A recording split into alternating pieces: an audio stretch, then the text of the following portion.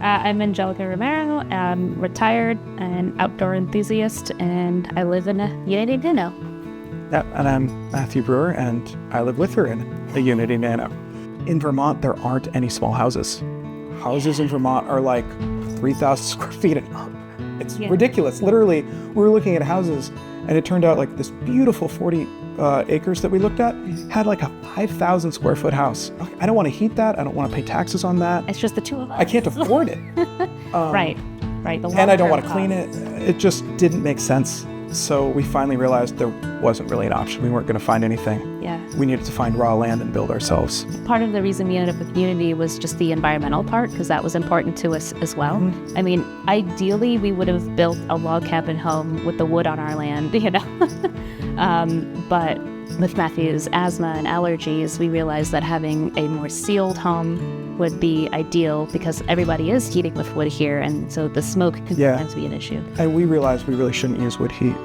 And if you're not using wood heat, you're using electric to keep the costs down. You really need as tight a building structure as you possibly can get. Mm-hmm. And Unity was by far the cheapest way to get there. I am the healthiest I've ever been in my life. I'm asthmatic and actually stopped using one of my asthma medications since moving into this house. Having materials that don't outgas and all those issues, because I'm very, very sensitive. We didn't have to worry about, is this thing going to stand?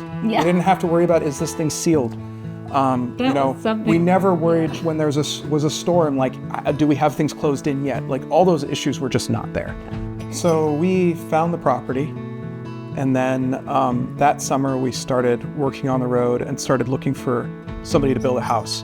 And then towards the end of the summer, we contacted Unity to try to build the following summer. I was also working hospice at this time, and I'm like, we need one level, everything needs to be on the same level, so that as we age in place, it's easy to move around. And, I really had the end of life kind of time, like, I would like to stay here as long as I possibly can, and how do I make that possible? And so one level just was an easy way to do that. And then we started construction that spring. Yeah, it was a lot of calling and asking questions too, like figuring out when can we have the foundation poured.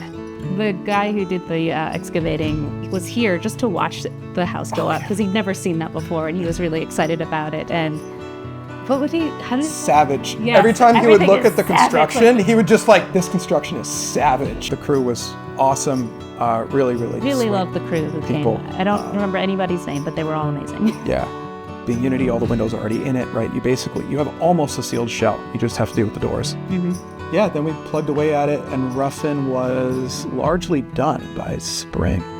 So there was a lot of planning involved that, there's surprises along the way that you don't realize, because I've never done this before, For plumbing, I read a book and did some YouTubing or Google for any things that weren't quite covered in the book.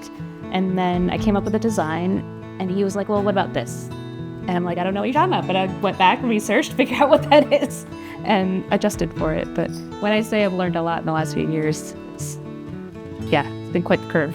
One of the main things that we talked about too is go slow to go fast.